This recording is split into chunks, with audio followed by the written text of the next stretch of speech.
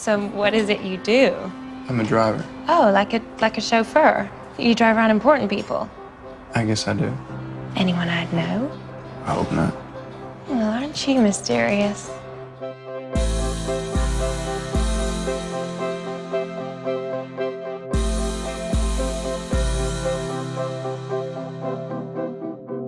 Introversion is a topic that comes with a lot of misconceptions, as introverts are often mistaken for people who are shy or antisocial or who just need to come out of their shell, which isn't necessarily the case. I think Baby Driver subverts a lot of these stereotypical images of introversion, which I want to explore today by using Laurie Helgo's insightful book Introvert Power: Why Your Inner Life is Your Inner Strength.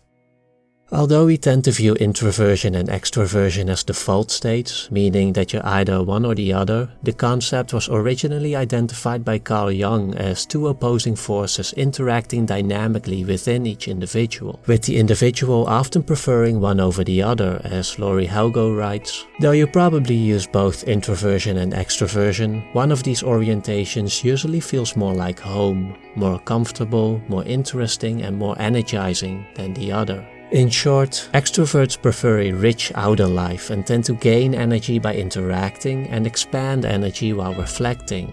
For introverts, pretty much the opposite is the case. They prefer a rich inner life and tend to gain energy by reflecting and expand energy while interacting. Contrary to popular belief, this doesn't mean that introverts don't enjoy interactions or social activities, it's just that it can cost them more energy and they may therefore rather save it for more meaningful interactions. When we look at Baby, we see this more nuanced interpretation of an introvert as someone who can be quiet and withdrawn, but who isn't necessarily shy or socially anxious. I think the main distinction here is that introverts, unlike people who deal with social anxiety, aren't held back by fear, but simply aren't motivated to be part of certain social environments. Unfortunately, it is because of this inward orientation that introverts have received their somewhat inferior position in our society. After all, an introvert's inner life, as vivid as it may be, is not as visible as the external life of the extrovert, and, as Iris Chang comments, whatever is not commonly seen is condemned as alien. I just want to find out what's going on between those ears, aside, of course, from Egyptian reggae. So how does Edgar Wright visualize this inner life that often goes unseen? Most obviously, there is his use of music. Aside from the narrative reason for Baby's constant need to listen to music, he's got tinnitus. What? Tinnitus or something. Anyway, you gotta listen to music 24 hours a day to drown out the whine in his ears. it is also used to communicate Baby's mood without using dialogue or narration. Laurie Helgo notes that introverts often find conversation a limited form of self-expression and rather turn to more creative alternatives like music. Baby too explains how he has multiple iPods for different moods, implying that his music is an extension of his inner being. And you're in a pink and glittery mood. I am now. Less obvious is the way Baby reuses dialogue he picked up during moments where he was seemingly inattentive. That is the finest wining and dining of all the wines and dines in town. Oh, it's the finest wine and dining of all the wines and dines in town. You are so beautiful. They grow up so freaking fast, don't they? They grow up so freaking fast, don't they? You and I are a team. Nothing is more important than our friendship. You and I are a team. Nothing is more important than our friendship. How's it working out for you?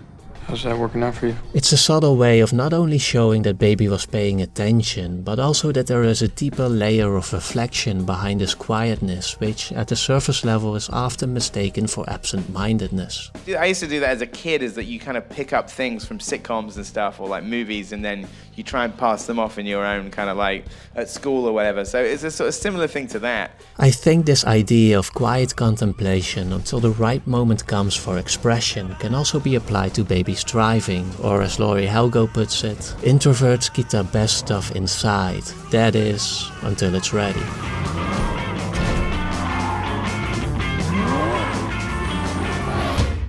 Baby's driving is strongly connected to the music he listens to. Generally, if the music is in sync, then so is his driving. Remembering that music is used as a reflection of baby's mood, I think this shows that baby's driving is always energized from within, and, like a true introvert, is stifled when the external pressure becomes too much. Here we also find the main conflict of the film, as baby is forced to drive for Doc to pay off a debt, which brings him into contact with all kinds of criminals who, unlike baby, seem to prefer extroversion as their main source of energy and are suspicious of baby's introversion.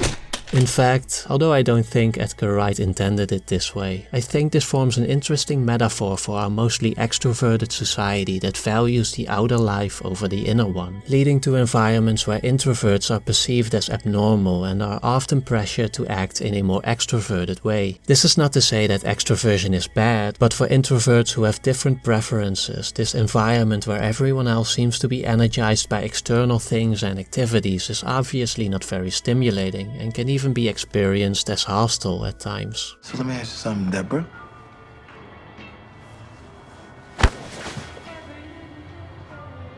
What's the problem? In an extroverted society, we introverts rarely see ourselves in the mirror. We get alienating feedback. This alienating feedback happens when our quiet spaces are seen as places to colonize, even when it is well intended. In the beginning of the film, baby seems to accept all this, knowing that his commitment to Doc is only temporary, and copes with the situation by finding little moments to retreat and energize himself, be it a brief moment of solitude during a heist, or the small break he gets while he's going for coffee. Again, Edgar Wright uses music here to enlarge these scenes and emphasize their importance for baby. I think this idea of having to find little moments to oneself to cope with the seemingly unrelenting extroverted world is a relatable reality for many introverts, one that can be pretty frustrating and exhausting. Over the course of the film, baby realizes that there really is no escape from it. Even when he has paid off his debt, he is still pressured for more. Now, I don't think I need to give you the speech about what happens when you say no, how I could break your legs and kill everyone you love, because you already know that, don't you? Yeah. Here, Laurie Helgo draws attention to the importance of listening to your inner voice and taking care of your own well-being. She points out that there are actually far more people who prefer introversion than is commonly thought, and we would realize that if only more people would speak out to remind themselves and others that no is an option. Of course, as we see in the film, this is easier said than done and often comes with a price. Laurie Helgo offers a variety of ways to deal with these issues and create a better balance between taking care of your own needs and interacting with the external world. Ultimately, introversion and extroversion are just categories to help you do this. They do not define you as a person. It mostly comes down to asserting yourself in accordance with your inner voice, which allows you to set your own limits and decide what really matters. But when you do find yourself stuck, when you have to endure a situation or environment that only seems to leech the life out of you, then, when you can, do it for love.